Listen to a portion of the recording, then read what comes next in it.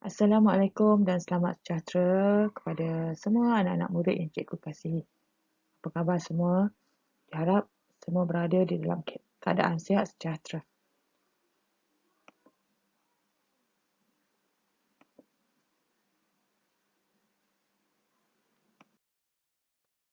Untuk minggu ini, kita akan belajar dalam unit 1, tajuk cabaran ruang.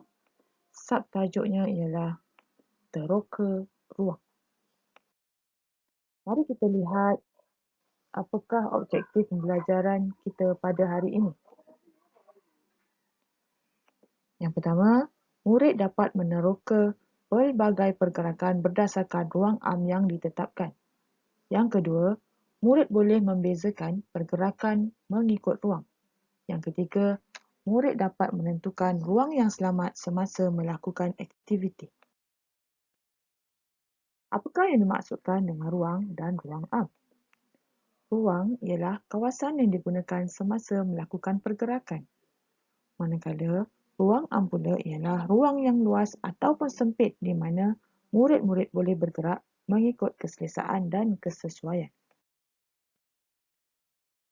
Mari kita lihat gambar dalam buku teks ini. Unit 1, cabaran ruang. Zarif dan rakan-rakan menyaksikan pertunjukan kasut roda. Mereka begitu teruja melihat para peserta melakukan pelbagai aksi. Dalam gambar tersebut, ada beberapa orang sedang bermain kasut roda. Lihat kawasan ataupun ruang yang digunakan oleh peserta kasut roda tersebut. Ada ruang yang tinggi, ada ruang yang rendah, ada ruang yang perlu melompat, ada ruang yang perlu peserta melakukan pergerakan zigzag, ada ruang yang perlu peserta mendaki untuk naik ke atas dan ada juga yang perlu menurun untuk turun ke bawah.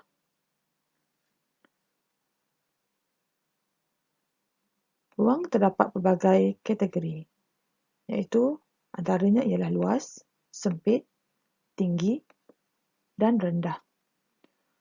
Kalau contoh di rumah kita, ruang yang luas adalah seperti di halaman rumah.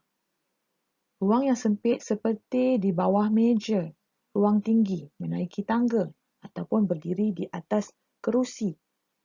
Itu adalah contoh-contoh ruang yang terdapat di sekeliling kita.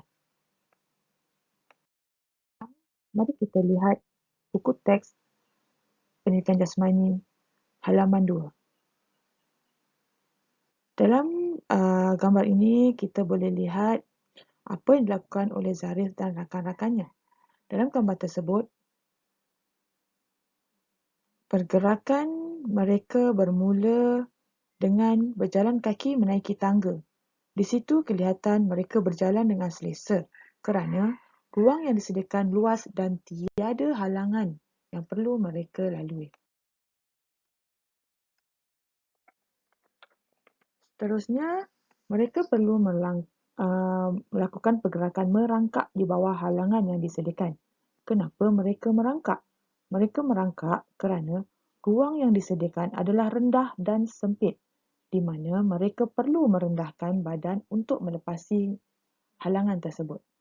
Kemudian, mereka berjalan kaki menaiki tangga dan perlu mengimbangkan badan ketika melalui bangku imbangan. Mengapa mereka perlu mengimbangkan badan? Ini kerana bangku tersebut mempunyai permukaan ataupun kawasan yang kecil dan sempit. Setelah selesai mengimbang, mereka menuruni tangga dan perlu menyusup ataupun melompat halangan. Zarif memilih untuk menyusup di bawah halangan, manakala rakannya memilih untuk melompat di atas halangan kerana ruang di atas lebih luas daripada ruang di bawah halangan. Di sini dapat dilihat bahawa pergerakan yang mereka lakukan adalah berdasarkan kesesuaian ruang yang ada di sekeliling mereka. Ini ialah contoh pergerakan yang telah dilakukan oleh Zarif dan rakan-rakannya. Yang pertama, naik tangga. Turun tangga, merangkak di bawah halangan, mengimbangkan badan di bangku imbangan, menyusup bawah halangan ataupun melompat di atas halangan. Ada pelbagai jenis contoh pergerakan yang boleh dilakukan mengikut kesesuaian ruang seperti berlari, berjalan, skip, lari zigzag, menggelongsor, merangkak dan pelbagai lagi.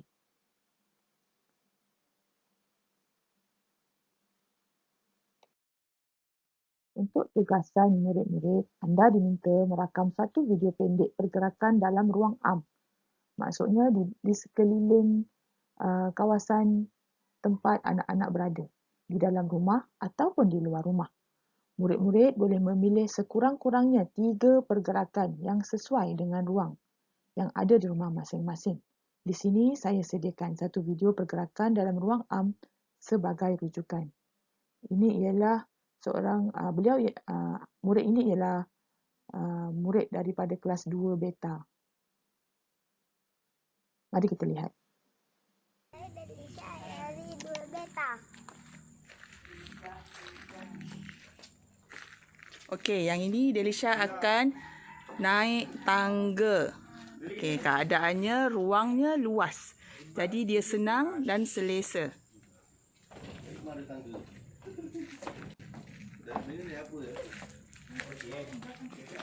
Kemudian dia berlari di kawasan yang lapang dan melompat 2 kaki pada halangan. Di atas halangan. Dia melompat atas halangan ya. Atas halangan kerana atas halangan lebih luas. Kemudian Delisha akan merangkak di bawah ruang yang sempit.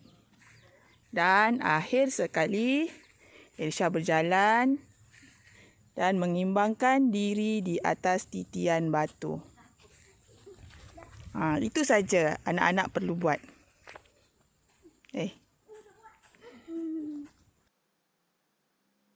Okey, itu adalah contoh pergerakan yang mungkin boleh ditiru oleh anak-anak yang lain. Anak-anak boleh melakukan pergerakan yang lain ikut kesesuaian ruang yang ada di sekeliling anak-anak.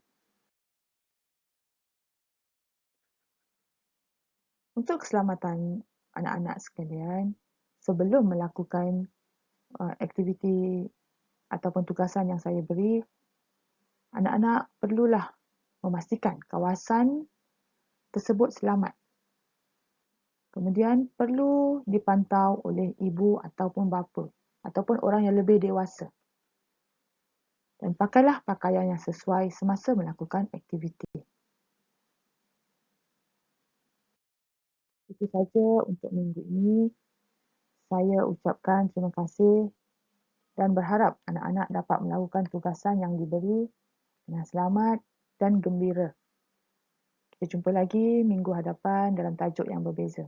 Sekian, terima kasih. Assalamualaikum warahmatullahi wabarakatuh.